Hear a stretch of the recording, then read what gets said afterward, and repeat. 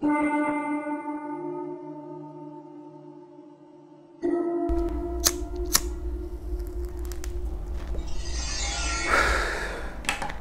datang di Suro, Sudut Horor, bersama saya Wisal, The Panic Man.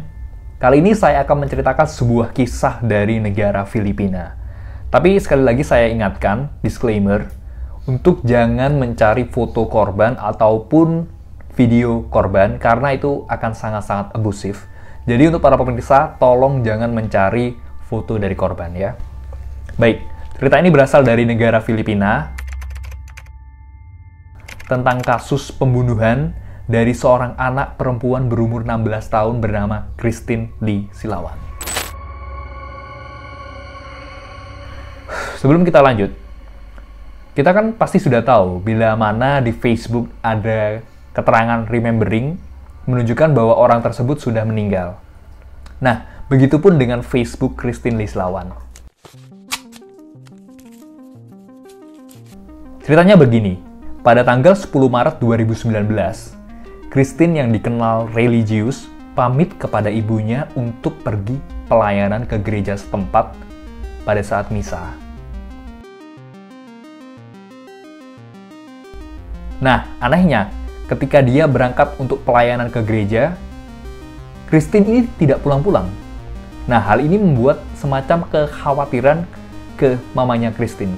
Sehingga mamanya Christine melaporkan kepada kepolisian setempat. Pada saat pagi harinya, ketika polisi melakukan penyelidikan, ditemukan jenazah dari seseorang yang tidak diketahui. Namun, setelah ditelusuri ciri-cirinya, ciri-ciri tersebut menunjukkan bahwa itu adalah Christine Lee Silawan. Kondisi jenazahnya sangat-sangat menggenaskan. Ia tidak memakai celana, ditelanjangi dari bagian perut ke bawah, dan ditemukan 20 bekas tusukan dan beberapa organ dalamnya pun hilang. Kondisinya sangat-sangat menggenaskan, bahkan tengkorak kepalanya sampai terlihat. Ditemukan indikasi bahwa terjadi semacam pengkulitan oleh tersangka.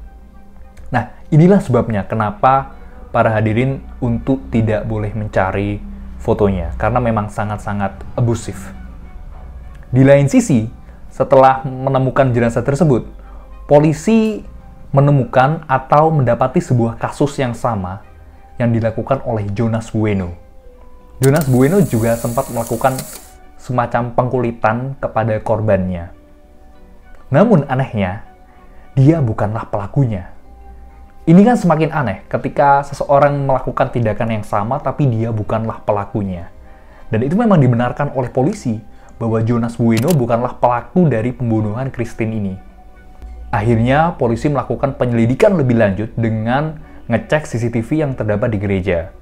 Nah, di sana terlihat Christine sedang berjalan berduaan dengan seorang lelaki pada malam hari menuju ke gereja. Hal ini menimbulkan sebuah kecurigaan, dan polisi membuat semacam argumen bahwa pelakunya adalah mantan dari Christine. Kenapa begitu? Dikarenakan sehari sebelumnya, mantan Christine ini diputusi oleh Christine karena alasan tertentu. Nah, ini menimbulkan sebuah kecurigaan atau sebuah clue bagi polisi bahwa mantannya tersebut sakit hati atau tidak terima karena dipatah-hatikan oleh Christine. Setelah itu, polisi langsung menggerebek mantannya Christine di rumahnya. Tapi, dia memiliki alibi yang kuat. Si mantannya ini bilang, pada malam kejadian, tepatnya ketika tragedi pembunuhan ini dilakukan, mantannya tengah bermain basket dengan teman-temannya. Dan alibi ini pun juga disetujui oleh mamanya, sehingga polisi salah tangkap. Lalu, siapakah pembunuh Christine Lee Silawan yang sebenarnya? Renato Lianes, 40 tahun, ditangkap karena melakukan kejahatan berupa kekerasan dan didapati memiliki senjata. Atas kasusnya tersebut, justru dia yang mengaku sebagai pembunuh dari Christine Lee Silawan. Ketika diinterogasi oleh kepolisian setempat, Renato mengungkapkan kronologi bagaimana bisa terjadi pembunuhan tersebut. Awalnya begini, dia membuat sebuah akun Facebook palsu untuk mendekati Christine Lislawan.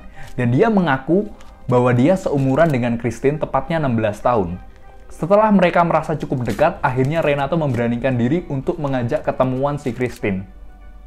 Ketika diajak bertemu, Christine kaget karena orang yang dikiranya seumuran ternyata adalah seorang berumur, bapak-bapak berumur 40 tahun. Tentunya ini tidak sesuai dengan ekspektasi Christine. Akhirnya, Christine tidak mau diajak jalan oleh Renato. Hal inilah yang membuat Renato marah karena sudah terlanjur cinta dan dia ditolak. Christine lalu diajak ke halaman kosong dan di sanalah kasus pembunuhan ini terjadi. Dia ditusuk selama beberapa kali dan juga dikuliti kepalanya. Bahkan juga sempat diperkosa. Atas perbuatannya tersebut, dia dipenjara. Akan tetapi, setelah beberapa bulan di penjara, Renato mengakhiri hidupnya dengan cara gantung diri di selnya pada tanggal 24 Mei 2020. Itulah kisah tragis dari Christine Lislawan. Nantikan kisah-kisah misteri dan horor lainnya di Suro Sudut Horor.